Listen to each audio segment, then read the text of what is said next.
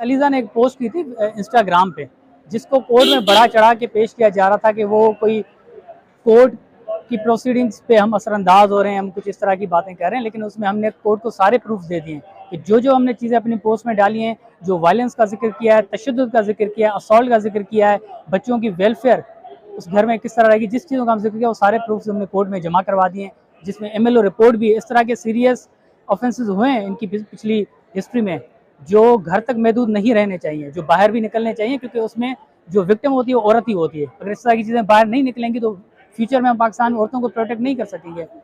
MLO report हमने जमा करवाई, पुलिस में हमने कंप्लेंट ड्राफ्ट करके जमा करवाने वाले थे, लेकिन वो हमने वहाँ उस वक्त नहीं करवाई, क्योंकि हमें पीछे धमकियाँ दी जाती, जो उसमें मतन भी लिखा हुआ है, उस रिपोर्ट का मतन भी है। वो इस वक्त नहीं, उस वक्त हमें जो धमकियाँ मिल रही थी वो सारी चीज़ें जो है ना हमने कोर्ट में वहाँ जमा करवाई कि उस वक्त हमें धमकियाँ मिली, जिसकी वजह से हमने दोबारा फैसला किया कि बच्चों के लिए और फैमिली को दोबारा चलाने के लिए बेहतर यही था। अलीज़ा ने बहुत कंप्रोमाइज़ किया इस केस में पिछले 2-3 सालों से, लेकिन इस वक्त बात एक हद से पानी जो है ना चढ़ गया, उसकी वजह से उन्होंने ये फैसले को एक्सेप्ट किया, फिर एक्सेप्ट किया उन्होंने फैसले को। डिवोर्स उनकी तरफ से मिली है, हम फिर भी कॉम्प्रोमाइज़ पे आ रहे हैं। जी गन निकाली थी उन्होंने।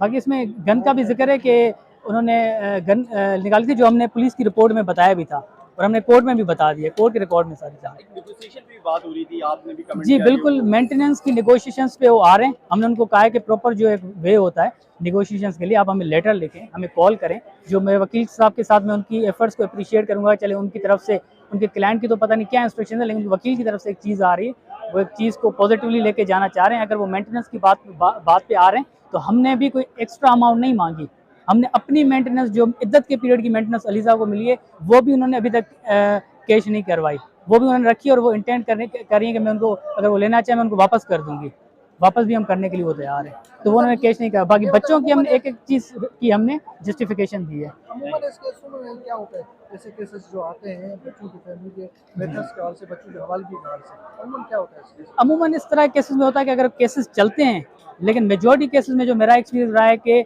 आगे जाके पार्टीज़ में एक सुलह सफाई हो जाती है। जो being a lawyer, being a legal representative, मैंने फर्स्ट डे से अपने क्लाइंट को भी एडवाइस किया है, वो भी इन चीज़ों को कंसिडर करी हैं, लेकिन ऐसी मजबूरियाँ, ऐसी वजूहत थी जिनकी वजह से उनको ये फैसला नहीं। मैडम जो सोशल मीडिया पे पोस्ट रख रही थी, उसके बाद भी कोर्ट केस किया बच्चों के लिए, क्योंकि अगर मैडम को कोई इश्यूज हैं, ग्रीवेंस हैं, तो बेशक कॉम्पिटेंट कोर्ट में फाइल कर सके, हम उधर डिफेंड करेंगे। बच्चों के लिए इसका असर स्कूल में, बच्चों को कहीं पर भी हो सकता है। कोर्ट से रिक्वेस्ट किया है, अब कोर्ट इसको कंसीडर करेगा। और ये आज केस में जो कस्टडी देने की या मुलाकात के हवाले से जो बात की, उस पर क्या होगा? सेक्शन 12 का कोर्ट ने कहा था लेट आवर्स में ऑर्डर करें, जो भी कोर्ट का ऑर्डर होगा लब्बेक होगा। और गाजियाबाद वार्ड में हार जीत नहीं होती, दोनों पार्ट जीत जाती हैं। अगर माँ को कस्टडी मिलती है तो बाप को विजिटेशन राइट्स मिलती हैं, मेंटेनेंस वो भी देंगे, सारी चीजें सेटल कर देंगे। अच्छा, मसला कहाँ आ रहा है?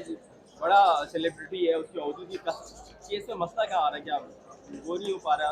देखें जी, कोई भी अगर मैटर आता है कोर्ट में, कोशिश ये करते हैं ताकि कंप्रोमाइज हो जाए, सेटलमेंट हो जाए। अगर मेंटेनेंस का इशू है वो भी कंप्रोमाइज हो जाए एक सर्टेन अमाउंट पे। हम तो क्या था, एक अमाउंट फिक्स करें, 20 करें, 30 करें, प्लस एजुकेशन और एजुकेशन मेडिकल बच्चों का, इवन मैडम का भी देंगे, मेडिकल का भी एजुकेशन देंगे, मेडिकल का मेंटेनेंस देंगे। After all she is a mother of the miners and we do have every respect for her. जी जी जी जी। दूसरी पार्टी की जो क्यों ये जो है केस को वो फितवा का शिकार करवा रहा है? और ये भी बताइएगा, ये मांगे गए हैं कि जनाब वो इतना हमारा गोल्ड था, ये किसकी सोच है? अब गोल्ड मांगा क्या, डाउरी आर्टिकल ना उसमें वैल्यू है, ना डिटेल है, ना इनवॉइस है। कोर्ट को कहा हर चीज को इग्नोर करके फुल एंड फाइनल जो भी सेटलमेंट होगा, जो भी देंगे, माँ पे खर्च होगा, बच्चों पे खर्च होगा, हम गुडविल गेस्चर करने चाह रहे हैं। कोर्ट में वैसे ही लिटिगेशन ज्यादा है, कम से कम 1-2 एरिया में ये मैटर सॉल्व हो जाएगा।